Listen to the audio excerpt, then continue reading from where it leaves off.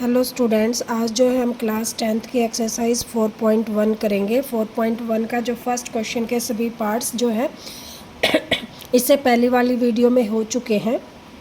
आज जो है हम क्वेश्चन 2 के सभी पार्ट्स करेंगे और क्वेश्चन 2 के जो पार्ट्स हैं 4.1 एक्सरसाइज में तो समीकरण बनाने तक ही दिए गए हैं, लेकिन हम उनको जो है समीकरण को आगे तक सोल्व करने तक करेंगे, क्योंकि क्वेश्चन जो पेपर में आते हैं वो सिर्फ समीकरण बनाने के नहीं आते हैं, उसको पूरा सोल्व करके उसका आंसर निकालने के लिए आते हैं।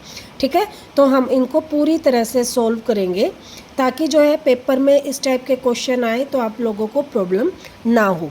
क्वेश्चन जो है सेकंड क्वेश्चन का जो फर्स्ट पार्ट है वो ध्यान से देखो। उसमें कहा गया है कि एक आयताकार भूखंड है। आयताकार का मतलब एक आयत है, ठीक है, ये आयत है और इसका जो अक्षेत्रफल है वो दे रखा है 528 मीटर। तो अक्षेत्रफल क्या होता है? आयत का अक्षेत्रफल होता है लंबाई गुणा में चौड़ाई, ठीक है, और ये दे रखा है 528 मीटर स्क्वायर, ये दिया हुआ है। अब आगे कह रहा है कि अक्षेत्रों की लंबाई चौड़ाई के दुगने से एक अधिक है। अब क्या कह रहा है कि ये जो इसकी चौड़ाई है और ये इसकी लंबाई है, लंबाई क्या है? इस चौड़ाई के दुगने से एक अधिक है। मान लो इसकी चौड़ाई 5 मीटर है तो लंबाई क्या जो इसका दुगना, यानी कि 5 का दुगना 5 दूनी 10 और एक अधिक है प्लस 1, कितनी होगी? 11 मीटर।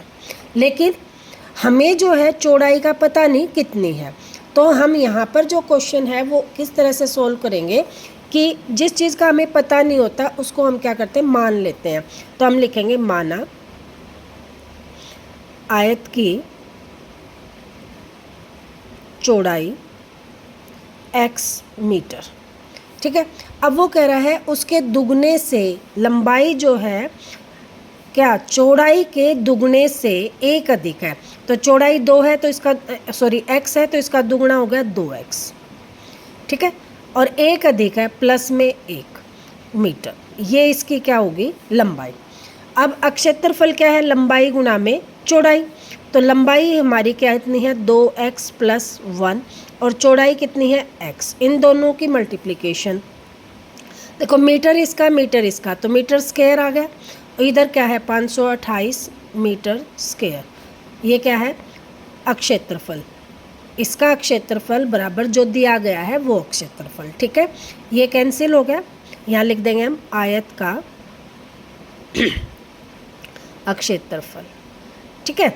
लंबाई गुणा चौड़ाई, ये मीटर दोनों का आ गया, ये मीटर स्क्वायर से मीटर स्क्वायर। अब हमारी इक्वेशन बन जाएगी 2x स्क्वायर प्लस इस x की इससे मल्टीप्लाई, तो क्या आ गया? 2x हो गया x स्क्वायर, इसकी इससे करेंगे तो x और इज इक्वल टू 528। अब देखो इसको क्या करेंगे? इधर ले आएंगे, ये हमारी बन जाएगी द्विघात समीकरण, ठीक है। क्वेश्चन जो है इस एक्सरसाइज में तो यहीं तक है, लेकिन पेपर में जो आएंगे इसको पूरा सोल्व करने के लिए क्वेश्चन आएंगे। तो हम सबसे पहले क्या करते हैं? देखो हमारी जब इक्वेशन होती है क्या होती है? ax square plus bx plus c is equal to 0। ये हमने किस में? 12th क्लास में भी किए हुए हैं ना, सॉरी सेकंड चैप्टर में भी किए हुए हैं 10th की।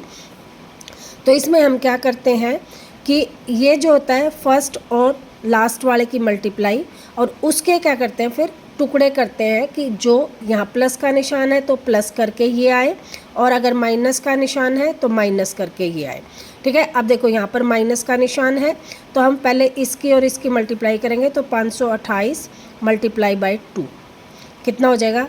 2 8 16, 2 दूनी 4 1 5, 1056। अब इसके टुकड़े किस तरह से कि माइनस करके क्या आए?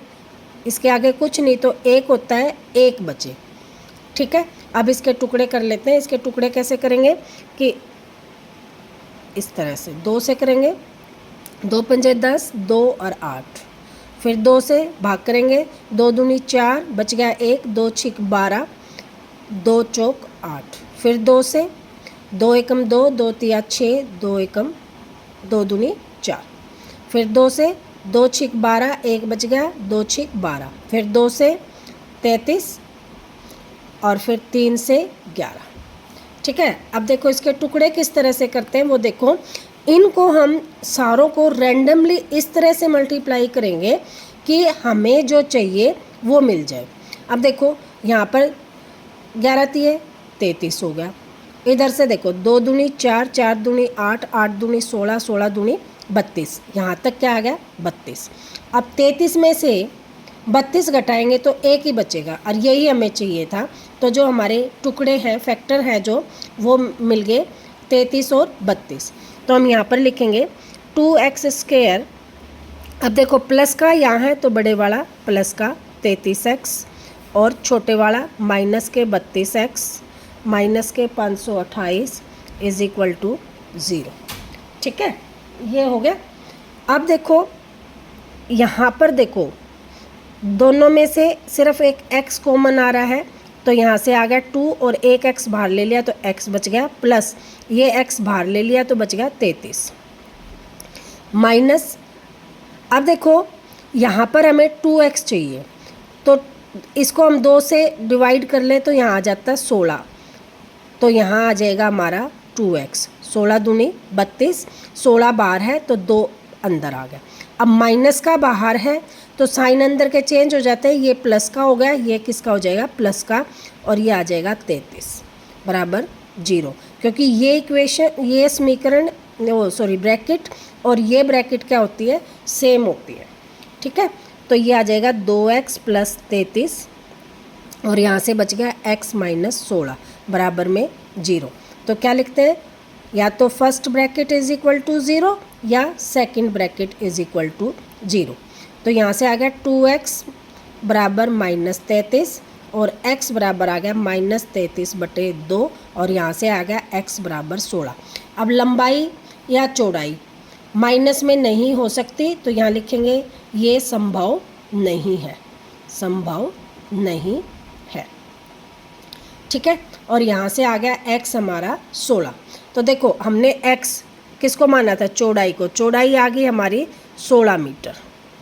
ठीक है, चौड़ाई क्या आ गई हमारी 16 मीटर और लंबाई क्या आ जाएगी, लंबाई क्या है, देखो यहाँ पर x की जगह हम क्या रख देंगे 16, 2 गुणा में 16 प्लस में 1, 16 दूनी 32 और 1 33। ठीक है, मीटर।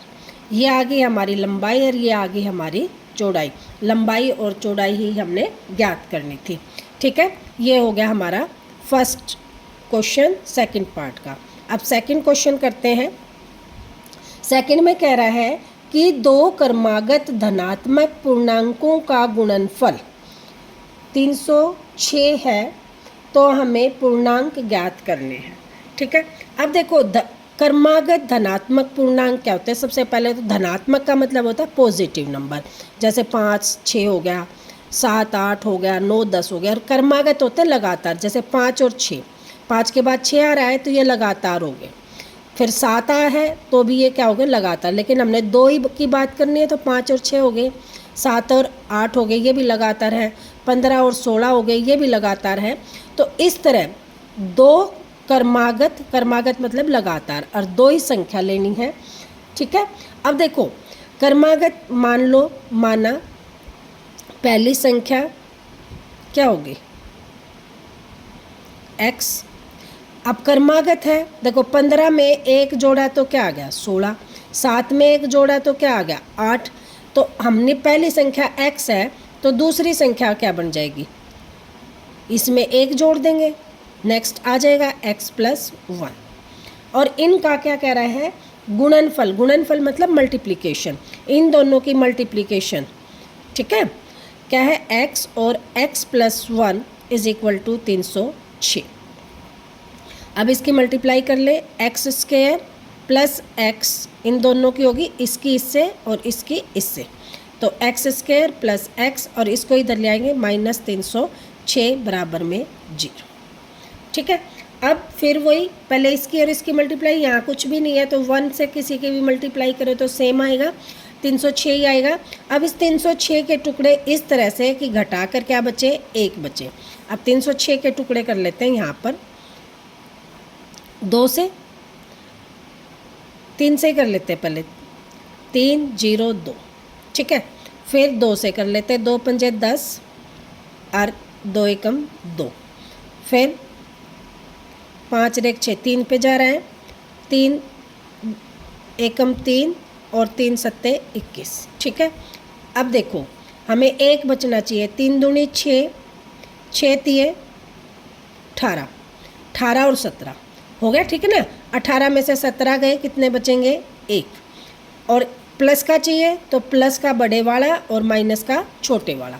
तो हम यहाँ पर लिखेंगे x square plus 18x minus 17x minus 306 बराबर 0। देखो 18x में से 17x जाएंगे तो x बचेगा प्लस का, यहाँ घटा के देख लो, 18x और 17x तो क्या बच गया? 1, और x 1 लिखते ही नहीं है तो हमारा क्या बच गया? x। तो यहाँ देखो x ही बच गया। तो इसलिए हम इसको इस तरह से लिखते हैं कि ये जो हमने लिखा वो यही चीज़ बनती है। ठीक है, तो अब इसमें से क्या करेंगे? x कॉमन, यहाँ से आ गया x प्लस 18, यहाँ से माइनस 17 कॉमन, यहाँ से आ जाएगा। देखो माइनस बाहर लिया है तो ये माइनस का था प्लस का हो गया, ये भी किसका हो जाएगा? प्लस का, इज इक्वल टू 0। तो x प्लस 18 और ये आ गया x माइनस 17 बराबर 0। x प्लस 18 इज इक्वल टू 0 और x minus 17 is equal to 0। अब x इज इक्वल टू आ गया माइनस 18 और x इज इक्वल टू आ गया 17। अब देखो, अब हमने क्या क्वेश्चन में कहा गया? धनात्मक पूर्णांक। क्या कहा गया है? धनात्मक पूर्णांक। और ये क्या आ गया? नेगेटिव आ गया, ऋणात्मक आ गया। ठीक है, ऋणात्मक जो है आया 18, तो ये संभव नहीं है। तो आंसर क्या आ गया हमारा? x is equal to 17। अब देखो यहाँ x इज इक्वल टू क्या आया? 17। तो नेक्स्ट संख्या क्या हो जाएगी हमारी? 18। ये हमारा क्या आ जाएगा? आंसर। 2 क्रमागत आगे 17 और 18। ठीक है, अब नेक्स्ट क्वेश्चन है थर्ड पार्ट इसका। वो कह रहा है कि रोहन की माँ उससे 26 वर्ष बड़ी है। अब देखो रोहन की माँ बड़ी है 26 साल, तो रोहन कितने साल का है? अगर हमें ये पता हो तो उसकी माँ की उम्र निकल जाएगी। जो चीज़ हमें पता हो और वो पता नहीं, उसको ही हम मानते हैं। तो यहाँ लिखेंगे माना रोहन की वर्तमान आयु कितनी है? x वर्ष। अब मान लो हमें रोहन की आयु पता चल जाए तो उसमें हम 26 जोड़ दें तो रोहन की माँ की पता चल जाएगी। तो रोहन की माँ की वर्तमान आयु कितनी हो जाएगी? जितनी रोहन की है उससे 26 साल बड़ी है, तो x प्लस 26 ये हो जाएगी रोहन की माँ की आयु। ठीक है, अब वो कह रहा है उनकी आयु का गुणनफल अब से 3 वर्ष पश्चात 360 हो जाएगी। अब देखो वो कह रहा है 3 वर्ष पश्चात, 3 वर्ष पश्चात। अब 3 वर्ष पश्चात का क्या मतलब है कि मान लो अब रोहन की आयु 5 साल की है, 3 साल बाद क्या हो जाएगी? प्लस 3 कर देंगे 8। अब रोहन की आयु कितनी है? x, तो उसकी कितनी हो जाएगी? x plus 3। और माँ की आयु क्या हो जाएगी? अब कितनी है? x प्लस 26 और 3 साल आगे प्लस में 3, तो क्या आ जाएगी? x plus 29।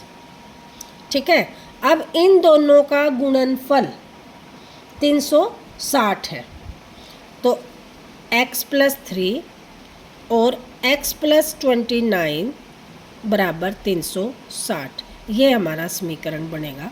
अब क्या करना है हमें? सीधी जो है मल्टीप्लाई कर लेते हैं। देखो अब इस x की पहले क्या करेंगे? इन दोनों से मल्टीप्लाई। x की x से करेंगे तो क्या आ जाएगा? यही कर लेते हैं, x स्क्वायर आ गया। देखो इस x की इससे करी, x स्क्वायर आ गया।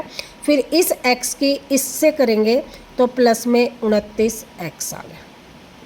ठीक है, फिर इस 3 की इससे करेंगे प्लस 3x आ गया। फिर इस 3 की इससे 29 से करेंगे तो 3 निम 27, 2 और 3 दूनी 6 और 2 8 बराबर में 360। अब यहाँ से देखो, यहाँ से हमारा समीकरण बनेगा एक्स स्क्वायर प्लस 29 और 3 कितना आ गया 32 एक्स प्लस 87, और इसको क्या करेंगे इधर ले आएंगे। देखो ये जो है किसका है, प्लस का है, इधर आकर किसका हो जाएगा माइनस का, तो माइनस के 360 बराबर में 0। ठीक है, यहाँ से हमारा ये समीकरण निकला आया। अब देखते क्या करेंगे कि 87 360 में से घटा देंगे, बन जाएगा एक्स स्क्वायर प्लस 32 माइनस घटाओ 10 में से 7 गए 3, यहाँ रखते हैं 87, तो 10 में से 7 गए 3, यहाँ रह गए कितने 15, 15 में से 8 गए 7 और ये 273 बराबर 0। अब 273 के टुकड़े किस तरह से कि घटाकर कितना बचे 32, तो 273 के जो है हम फैक्टर बना लेते हैं। कितने पे जाता है 7 और 3 10 और 2 12, 3 पे जा रहा है, 3 निम 27, 3 एकम 3। ठीक है, फिर 3 से 3 से तो जा ही नहीं रहा, 17 91 आते हैं, 9 और 1 10, 3 पे तो नहीं जा रहा, 4 पे भी नहीं जाएगा, 5 पे भी नहीं जाएगा, कितने पे जाएगा देखते हैं। 91 किससे आता है 13 7 91, 7 पे, 7 एकम 7 और 7 13 आ गया। ठीक है, और ये आ गया 7 3 21, नहीं तो अब इसके फैक्टर बनाते हैं, तो क्या फैक्टर बनेंगे 13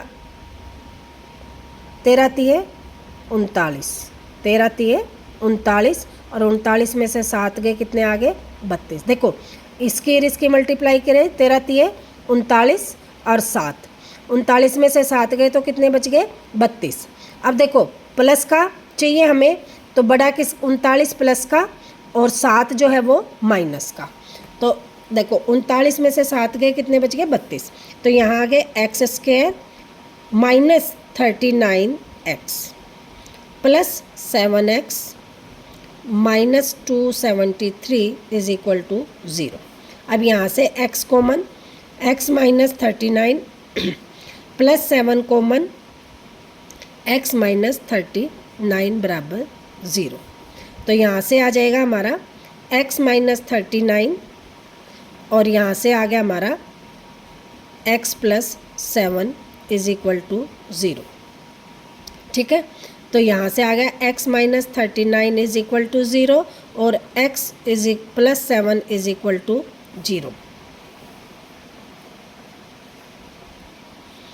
अब यहाँ से x इज इक्वल टू 39 और x is equal to minus 7, तो जो वो है उम्र जो है माइनस में तो हो नहीं सकती। ठीक है, तो ये किसकी आ जाएगी x इज इक्वल टू 39। तो रोहन की आयु कितनी आ गई 39 ईयर्स, और माँ की आयु कितनी आ जाएगी, इससे 26 साल बड़ी थी, तो 39 प्लस 26 कर लो, 9 और 6 5 और 1 65 साल। ठीक है, रोहन की आयु आ गई 39 और माँ की आयु आ गई 65 ईयर्स। ठीक है, ये क्वेश्चन हो गया है हमारा। कौन सा क्वेश्चन था ये, थर्ड क्वेश्चन। फोर्थ क्वेश्चन है इसी का, वो कह रहा है कि एक रेलगाड़ी जो है 480 किलोमीटर की दूरी तय करती है। दूरी कितनी करती है 480 किलोमीटर। अब कह रहा वो यदि उसकी चाल 8 किलोमीटर प्रति घंटा कम होती तो वह दूरी तय करने में 3 घंटे अधिक लेती। रेलगाड़ी की चाल ज्ञात कीजिए। अब हमें निकालनी है चाल, तो हम जो निकालनी है वही मान लेते हैं। माना रेलगाड़ी की चाल बराबर कितनी है x किलोमीटर प्रति घंटा। देखो चाल क्या होती है, उसकी इकाई होती है किलोमीटर प्रति घंटा। जैसे लंबाई किस में हम मापते हैं, मीटर में, ठीक है, या किलोमीटर में। अब दूरी बटे समय, समय का मतलब घंटा, क्या होती है, चाल होती है। आगे समझ में। तो चाल क्या होती है, चाल बराबर होता है दूरी बटे में समय, और समय क्या हो जाएगा, दूरी बटे में चाल। अब जो उसकी चाल x किलोमीटर है, तो वो रेलगाड़ी जितना टाइम लेती है, अगर उसकी चाल x माइनस 8 किलोमीटर प्रति घंटा हो जाए, तो वो जितना समय लेती है उससे 3 घंटे ज़्यादा लेगी। समझ गए वो क्या कह रहा है क्वेश्चन में, कि रेलगाड़ी की चाल मान लो जो अब जो भी है उससे मान लो अब 60 किलोमीटर प्रति घंटा से चल रही है, ठीक है। अगर उसकी 8 कम कर दे, यानी कि वो 52 किलोमीटर हो जाए प्रति घंटा, तो ये मान लो 480 किलोमीटर जो है 8 घंटे में तय करती है, तो 52 हो जाएंगे तो 3 घंटे ज़्यादा लेगी, यानी कि 11 घंटे में वो पहुंच जाएगी। समझ गए क्वेश्चन क्या कह रहा है, कि अगर जो है 8 किलोमीटर की दूरी हम कम 8 किलोमीटर प्रति घंटा से हम उसकी चाल कम कर दें, तो यही दूरी वो तय करने में 3 घंटे ज़्यादा लेगी। यानी कि कोई एक जो है ज़्यादा स्पीड से चल रहा है, एक कम स्पीड से चल रहा है, तो कम स्पीड वाला है वो समय ज़्यादा लेगा, नेचुरल है। तो हम इन क्वेश्चनों को करने के लिए क्या करते हैं, पहले दूरी बटे चाल, यानी कि पहले हमारी जो दूरी है वो 480 है, चाल कितनी है x। अब अगर दूसरे की चाल क्या है 480 बटे x माइनस 8, तो वो कितना समय अधिक लेती है, 3 घंटे, तो बराबर में आ गया 3 घंटे। दोनों की दूरी बटे चाल किसके बराबर है, समय का। तो दोनों की दूरी और चाल का जो अंतर है वो 3 घंटे है, ठीक है, ये हमने किया। अब इन दोनों को हम क्या कर लेंगे, एलसीएम ले लेंगे, x माइनस 8, ये हमारा एलसीएम आ गया। अब इससे इसको भाग करेंगे तो ये कैंसिल, ये x बचेगा, तो 480x आ गया।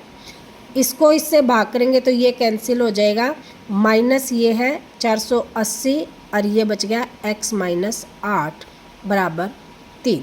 अब ये यहाँ पर इसको गुणा कर ले तो एक्स स्क्वायर माइनस 8x आ जाएगा, इसकी गुणा, और ये इधर जाकर किस में हो जाएगा, ये यहाँ पर भाग में, तो इधर जाकर किस में हो जाएगा, गुणा में।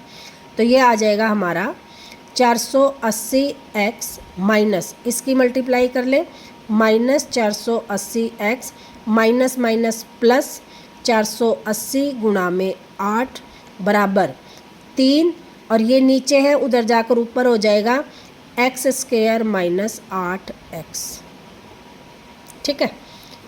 अब देखो 480 से 480 कैंसिल, इस ये आ गया 3x स्क्वायर माइनस 8x, और ये इधर ले जाएंगे तो किसका हो जाएगा, माइनस का, गुणा कर दे 8 0 0 8 8 64, ठीक है, और 6 हासिल, 8 चौक 32 32 और 6 38 बराबर में 0, ठीक है। अब देखो ये भी 3 से भाग हो रहा है, ये तो था ही 3 बार, तो 3 को हम बिल्कुल बाहर ले लें तो ये आ जाएगा एक्स स्क्वायर माइनस 8x, और इसको भी 3 से भाग दे दें तो माइनस 3 एकम 3, 3 दूनी 6, 3 अठे 24 और 0 बराबर में 0। अब ये जो 3 है इधर जाके किस में हो जाएगा, भाग में। 0 को किसी भी चीज़ से भाग दे तो क्या आ जाएगी, 0। तो हमारा समीकरण बन जाएगा x square minus 8x minus 1280 बराबर में 0, ठीक है।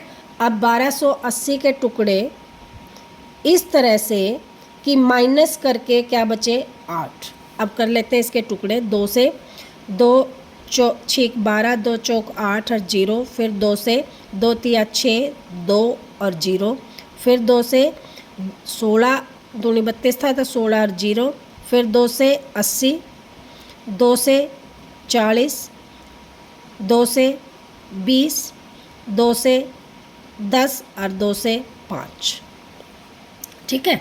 अब देखो 5 दूनी 10, 10 दूनी 20 दूनी 40, यहाँ तक हमारा आ गया 40 यहाँ तक। यहाँ तक देखो, 2 दूनी 4, 4 दूनी 8, 8 दूनी 16, 16 दूनी क्या आ गया 32। अब 32, 40 में से 32 गए तो कितने बच गए 8। अब कौन सा बड़ा है? माइनस का, तो यहाँ माइनस और ये प्लस, हमारे फैक्टर बन जाएंगे x square minus 40x plus 32x, बच गए ना 8, और माइनस 1280 बराबर 0। अब x यहाँ से कॉमन आ रहा है तो x माइनस 40, और यहाँ से 32 कॉमन आ जाएगा, x माइनस 40 बराबर 0। x माइनस 40 और यहाँ से आ जाएगा x प्लस 32 बराबर में 0। x माइनस 40 बराबर 0 और x प्लस 32 बराबर 0। x बराबर माइनस 32 संभव नहीं है, तो x बराबर क्या आ गया 40। यानी कि रेलगाड़ी की जो है कि चाल क्या हो जाएगी 40 किलोमीटर प्रति घंटा, और कम होके कितनी हो जाएगी 40 माइनस कितना था 8 कम था, तो कितना हो गया 32 किलोमीटर प्रति घंटा। उसने कम की नहीं पूछी, उसने सीधा ये पूछा था कि रेलगाड़ी की चाल बताओ, तो यहाँ तक ही हमारा आंसर हो जाएगा। ठीक है, तो ये हमारी रेलगाड़ी की क्या आ जाएगी चाल आ जाएगी। आई थिंक ये क्वेश्चन जो है आप लोगों को अच्छी तरह से समझ में आ गए होंगे। ठीक है, ये एक्सरसाइज हो गई है कंप्लीट, आप लोग कर लेना। अगर कुछ ना पता चले तो मेरे से पूछ लेना।